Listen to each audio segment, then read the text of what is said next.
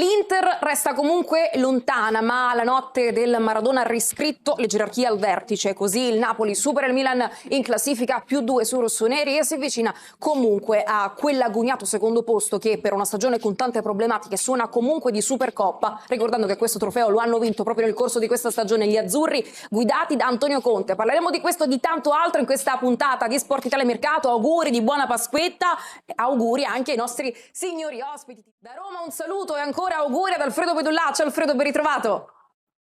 Altrettanto a te e a voi, grazie, buona serata a tutti. Allora facciamo una cosa, ci prendiamo qualche istante di super spot e poi torniamo, ci collegheremo live dal Maradona con Vincenzo Credendino e con Francesco Letizia per commentare questo successo che è il quinto consecutivo di Antonio Conte e che ha il profumo di secondo posto in graduatoria. A tra poco. Di Politano è quel che serviva per una partita, possiamo dirlo, priva di emozioni, però comunque Conte festeggia perché a -7 da Chivu, mentre per Allegri arriva un'altra batosta, un altro KO ancora in trasferta, probabilmente quello che ha il sapore di pietra tombale sulle ambizioni scudetto. E allora di questo parleremo nel corso di questa puntata, lo facciamo direttamente con i rappresentanti di questa partita che ci hanno accompagnato nel corso del pre, Vincenzo Credendino e Francesco Letizia. Ciao ragazzi, ben ritrovati. Buonasera, ben ritrovati dall'esterno dello stadio Diego Armando Maradona, dove gli azzurri hanno battuto il Milan. Risultato finale 1-0 al termine di una partita non particolarmente esaltante. Nessuna delle due squadre sembrava quasi volerla vincere davvero. Poi una giocata, come spesso accade nel calcio, un errore anche, fa la differenza in quella che è stata più una partita a scacchi forse che una vera partita giocata con agonismo. Se doveva essere uno spot, intanto buonasera a tutti, se doveva essere uno spot per il calcio italiano, chiaramente non è stato il massimo dello spot. Forse leggermente meglio il Milan nel primo tempo, sì. Decisamente meglio il Napoli nel secondo tempo. Nel complesso la sensazione è che fosse una partita da parità e da 0-0. Poi un errore di Coni De Winter con la giocata successiva poi di Politano che porta al gol, come magari nel primo tempo ne aveva avuto qualcuno il Milan, una bella opportunità di De Winter su di Nkunku su un passaggio di Fofana. Nel calcio spesso decidono gli episodi, giustamente il Napoli alla fine ha vinto questa partita, una partita che però, ripeto, ho avuto l'impressione, lo avevamo un po' anticipato nel pre-partita, fosse una partita in cui entrambe le squadre avessero addosso quella sensazione del dopo che quelli ieri ne hanno fatti 5 siamo quasi a giocarci il secondo posto, ma poi secondo, terzo posto a chi interessa? Interessa ai bilanci, interessa per prendersi una serata bella, ma obiettivamente a livello di risultato interessa poco e nulla. Eppure Naomi, abbiamo avuto modo di ascoltare qualcuno dei tifosi, qui all'esterno li sentiremo con doviziati particolari magari anche sui nostri social. Invito tutti ovviamente a dare un'occhiata, a seguirli, i sopracitati, e qui ci credono, i tifosi del Napoli. Sarà un po' l'euforia della vittoria. Se la ride Francesco Letizia, mi sa che non condivide. È stata una grande sofferenza. No, se la ride perché giustamente dice sono 7 punti e non sono pochi. Io me la rido e la matematica non gli dà torto. Io me la rido anche per un altro motivo. Io vi faccio una promessa, non succede perché purtroppo non succede. Se dovesse succedere quest'anno niente Tancredi Palmeri, niente Lina Frezza, vengo io.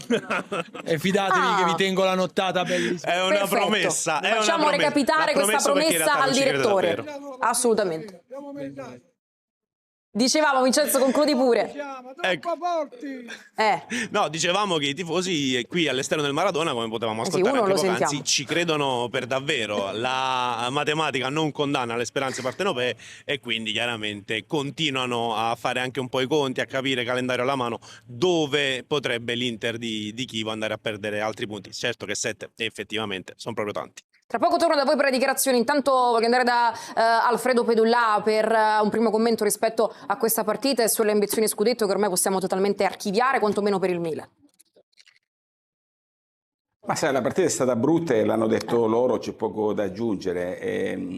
Conte ha avuto un'essenza pesante e ha cercato di vincere, ha cercato di più l'episodio, perché nel momento in cui non toglie Giovane e mette Alisson Santos, schierando più alto degli altri McTominay, lui alla fine è stato premiato da questo minimo di coraggio in più. Io faccio fatica a pensare che il Milan possa essere competitivo con Nkunku e Füllkrug dall'inizio. Per me è una coppia improponibile, cioè una coppia che non non ti dà nulla indipendentemente dalla mentalità. Sarà stato un po' meglio il Milan nel primo tempo, ma fondamentalmente non hai mai costruito, non avevi dei riferimenti, avevi in panchina gente che secondo me doveva entrare anche un po' prima se avessi voluto vincerla, e quindi resta secondo me questa traccia che è molto importante per il futuro. Con Kunku e Füllkrug per me non può essere il Milan. Esulta intanto Aurelio De Laurentiis, si trova in questo momento a Los Angeles, attraverso i propri social ha diffuso un breve messaggio. Complimenti per Alisson e Giovane, autori di una buona partita secondo il presidente partenopeo. Contento, si è detto per Politano, bravissimo Conte con i cambi, chissà che non voglia anche essere un segnale rispetto a quanto ci dicevamo poc'anzi nel prepartita per quel che riguarda il futuro di Antonio Conte. Certo è che questa sera il Napoli guarda con ritrovata fiducia al lavoro che viene fatto in questi giorni a Castelvolturno. Ripeto, la sensazione al termine di questa partita non è di una squadra che possa anche solo immaginare di avere l'ampiezza di soluzioni della migliore Inter, però al tempo stesso in campo ci è saputa stare contro una squadra comunque molto molto difficile da andare ad affrontare, e si può mettere, diciamo così, questa medaglietta, questa piccola, si può dare questa soddisfazione di agguantare un secondo posto in quella che è stata, lo ricordiamo chiaramente anche se non ce n'è bisogno, una stagione travagliata e funestata da tanti infortuni. Tra l'altro, a proposito di Milan, Francesco Letizia. C'è Tommaso. Tommaso, ci vieni a fare un saluto? Chi è Tommaso? Un secondo. Ragazzi, scusate se ho interrotto Francesco Letizia, è una istituzione qui a Napoli. No, resta Francesco. Tommaso, cosa andiamo a dire dopo questa sera? Cosa si potrebbe dire? Cosa si potrebbe dire? Cosa che non si può dire. Si dice tutto, la vittoria è grande, è stata una partita eccezionale e il Milano è stato a casa 0 punti. Grazie. Mi piace. Ma ci possiamo credere anche allo scudetto? La butto lì, Io credo a tutto ancora. Tutto può succedere. Nella vita mai dire mai. E chi lo dice? Se abbiamo vinto l'anno scorso possiamo vincere anche quest'anno. Grazie. Ciao e saluto a tutti quanti. Ciao ciao. Grazie, grazie a Tommaso Starace. Starace. Ovviamente una istituzione in quello che è il panorama azzurro, Francesco. Vincenzo Credendino, le parole di Antonio Conte. Sì, arrivate grazie anche al supporto della redazione. Questa vittoria lascia tanto entusiasmo e fiducia, perché non bisogna dimenticare che se siamo lì al secondo posto dobbiamo dire grazie ai ragazzi, ovviamente. Non solo non c'era Højlund, non c'erano Di Lorenzo, Vergara, Neres, giocatori titolari normalmente. Questa squadra è stata straordinaria, un'altra squadra sarebbe naufragata, noi invece siamo stati bravi. Oggi scherzavo con Politano perché avevo previsto la sua entrata e sapevo che poteva fare la differenza quando il Milan era più stanco. Se la Champions è l'obiettivo del Milan, non capisco perché non debba essere anche quello del Napoli. Noi dobbiamo pensare a noi, evidentemente interrogato sulle speranze di poter dare ulteriormente fastidio all'Inter. Perfetto, grazie mille ragazzi, vi saluto. Noi continuiamo qui a commentare quello che è accaduto, vi lasciamo a Napoli. Francesco Letizia, ti resta una città meravigliosa da vivere per questa notte dopo la partita. Che soddisfazioni purtroppo ne ha date Per poi. questa notte e anche per domani, perché vi do appuntamento domani mattina alle 9 a tutti in campo, faremo un piccolo commento e poi se permettete vi vado a fare un giro a Sorrento con la mia fidanzata. Perché no? Ottima scelta. Bravo, Salutiamo anche la fidanzata di Francesco Letizia, che ormai nelle narrazioni di Per Sport questo Italia aveva il ci sorriso, piace. capisci? Ecco, capito Alfredo? Per Ma che questo gliene stava frega ormai del sorridendo. Milan? C'è la partita per lui, è un opzionale, la partita è una pastiera, il resto è domani, capisci? Ma tu vedi che Tutto potere chiaro, abbiamo tutto noi chiaro. donne? E qua Ma ancora nella vita no, ma c'è sempre una controprova. Ma come Mi aveva dargli torto, stupito, ma ha come fatto, dargli torto? ha fatto l'editoriale e ci ha spiegato perché è tranquillo, tutto a posto. Perfetto, adesso abbiamo compreso anche come Francesco Letizia è riuscito a superare tutto ciò. Il potere di noi donne. Grazie mille ragazzi. Direttore Gonzaga, a partire da questa partita, insomma l'analisi della giornata, intanto le ambizioni, l'abbiamo detto, del Milan vengono un attimino archiviate, però un Napoli che ci crede probabilmente è stato questo che ha fatto la differenza anche in questa partita, lo spirito con cui gli azzurri si sono approcciati ad un match, lo abbiamo detto, nei ritmi, nel divertimento un po' scarso. Ma secondo me l'approccio alla partita delle due squadre è stato quasi di rassegnazione, pensando che qualunque risultato fosse scaturito da questa partita, nessuna delle due sarebbe rientrata in corsa per vincere il campionato. Una partita in cui tu pensi di poter rientrare per vincere un campionato, non è possibile che fai totale tra Milano e Napoli credo 3 tiri in porta. Forse io credo che i portieri non abbiano mai parato, ci sia stato solo il gol, ma parate veramente poche. Un atteggiamento difensivo quello del Milan. Il Napoli probabilmente ancora deluso maggiormente dal fatto che prima della partita si è fatto male o non è potuto essere della partita Højlund, quindi ha dovuto giocare con giocatori che probabilmente nella testa di Conte non erano Da primo minuto. Infatti si è visto anche la differenza di qualità o di modo di gioco, nel senso che Napoli è abituato ad andare sulla punta per tenere palla e non ci riusciva mai, ha chiesto ad un certo punto di andare in profondità, però tiri in porta il Napoli non ne ha fatti. Ha vinto, va secondo in classifica, sicuramente bella serata, non condivido una bella partita, anzi secondo me è stata una partita tra le peggiori da squadre di vertice viste quest'anno, però secondo me i valori poi alla fine escono. Napoli entra sulle 2 squadre che hanno la rosa più forte con tutti a disposizione, il Napoli li sta recuperando e piano piano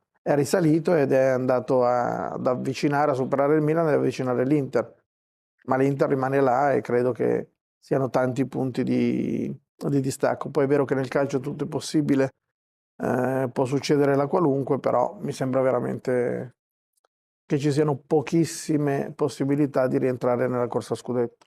Sì, perché di fatto l'Inter ha dato prova di una forza che ha permesso di mettere al sicuro i 3 punti, il successo, il primo posto momentaneo per la squadra guidata da Christian Chivu. L'Inter è arrivata da risultati abbastanza negativi ed è rimasta là con 7 punti di vantaggio, cioè, quindi vuol dire che nessuno da dietro è riuscita ad approfittare a prendere dei punti all'Inter. A parte Il Napoli sì. arriva da 5-6 vittorie di fila. 5 successi certo, consecutivi. però il Napoli partiva molto dietro, Appunto. anche probabilmente ha recuperato anche probabilmente per l'ingresso, come dicevamo prima, di giocatori che piano piano stanno rientrandogli.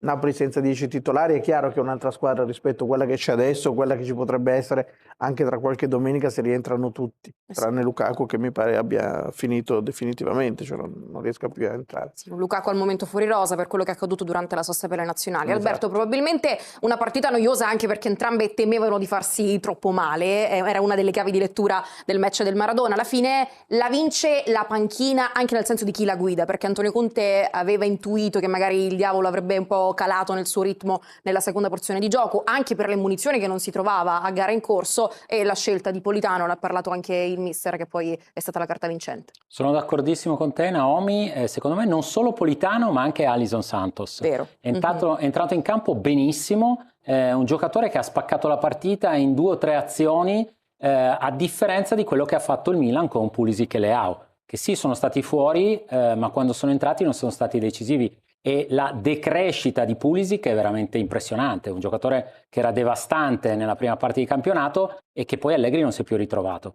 Sono d'accordo anche con quello che diceva Letizia prima, il classico Allegri che va per fare un pareggio perché pensa che sia giusto così e che comunque il pareggio gli porti a casa quel punto che gli può servire, e poi alla fine si trova una sconfitta. Non sono d'accordo invece sul fatto che il Milan semplicemente possa arrivare tranquillamente nei primi 4, perché il Milan ha una partita con la Juventus che è uno scontro diretto, poi se lo pareggia è tutto facile, ma se perde quello scontro a quel punto la situazione si potrebbe complicare, e sappiamo che il Milan quest'anno comunque anche con le piccole ha faticato. Vedo dal punto di vista del Napoli un organico già così com'è, riscattando Alisson, per me Giovane è un buon giocatore, un organico che se metti 3-4 tasselli, magari puntando su qualche giovane in futuro, hanno già una rosa pronta per l'anno prossimo. E probabilmente da questo poi si ripartirà nel mercato degli azzurri durante la sessione che tra qualche mese inizierà. Noi ci prendiamo qualche istante di pubblicità e poi torniamo. Dobbiamo ancora tornare su quello che è accaduto nel corso della sfida di San Siro tra Inter e Roma, da come i nerazzurri guidati da Chivu sono tornati dopo un periodo di rallentamento, soli 8 punti.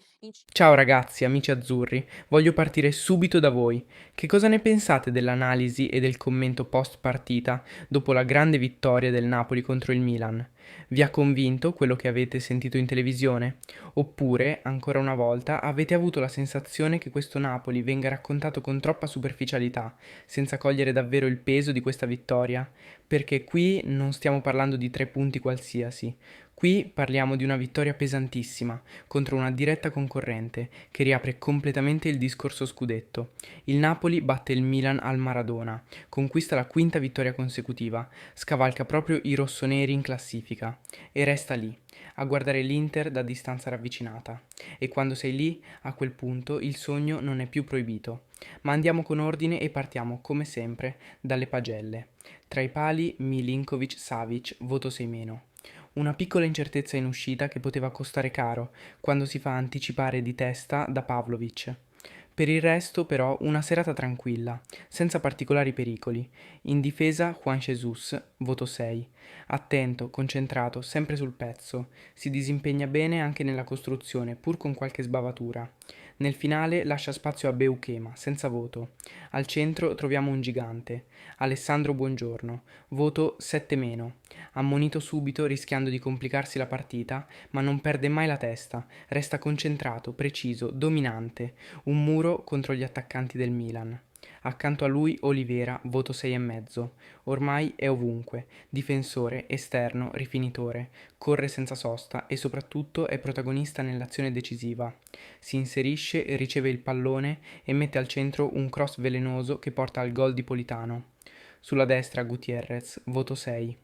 Non è il suo ruolo naturale, ma si sacrifica con grande disponibilità. Spinge quando può e difende con attenzione. A centrocampo Lobotka, voto 6,5. Non ci sono spazi per inventare, ma lui tiene in ordine tutto. Gestisce i tempi, aiuta la difesa e si fa sempre trovare pronto. Una garanzia. Anguissa, voto 6,5.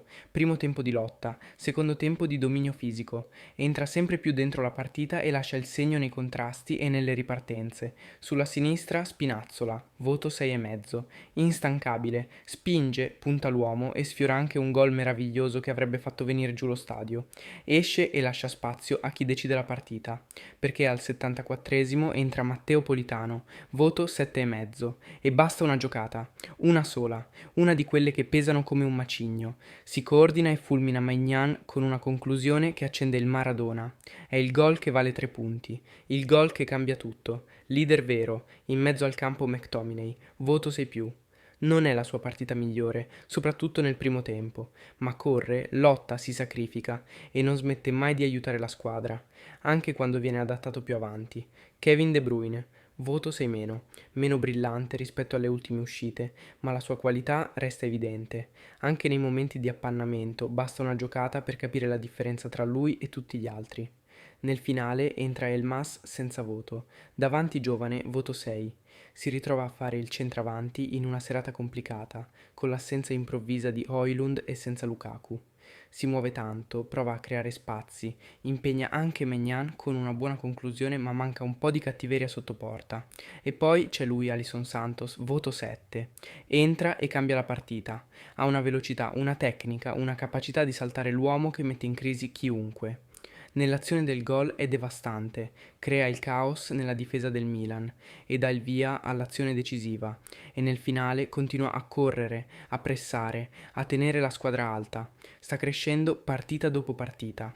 È uno di quei giocatori che accendono l'entusiasmo, che fanno venire voglia di andare allo stadio. Infine Antonio Conte, voto 7. Ancora una volta legge perfettamente la partita, non si lascia condizionare dalle assenze pesanti, prepara una gara intelligente e poi la vince con i cambi. Questa è la firma dei grandi allenatori, questa è la firma di Conte. Il Napoli c'è, è vivo, è dentro la lotta. Questa vittoria contro il Milan non è solo una vittoria, è un segnale, è un messaggio chiaro a tutto il campionato. La squadra ha ritrovato solidità, ha ritrovato continuità e soprattutto ha ritrovato fame. 5 vittorie consecutive non arrivano per caso, arrivano quando c'è un gruppo che crede davvero in quello che fa. E allora sì, il discorso scudetto si riapre. Non è facile, non dipende solo dal Napoli, ma gli azzurri hanno il dovere di crederci fino alla fine. Perché quando sei lì, quando senti il fiato sul collo delle prime, smettere di sognare sarebbe il vero errore.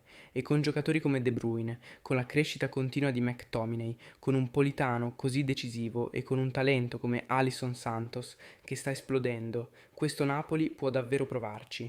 Adesso però voglio sentire voi. Il Napoli può davvero tornare a vincere lo scudetto? Oppure bisogna restare con i piedi per terra? Se vi è piaciuta questa analisi mettete un mi piace al video e iscrivetevi al canale. Attivate la campanella per non perdervi tutte le prossime notizie sul Napoli, reazioni, dibattiti, analisi e tutto quello che succede nel mondo azzurro. Ci vediamo nel prossimo video. Forza Napoli, sempre!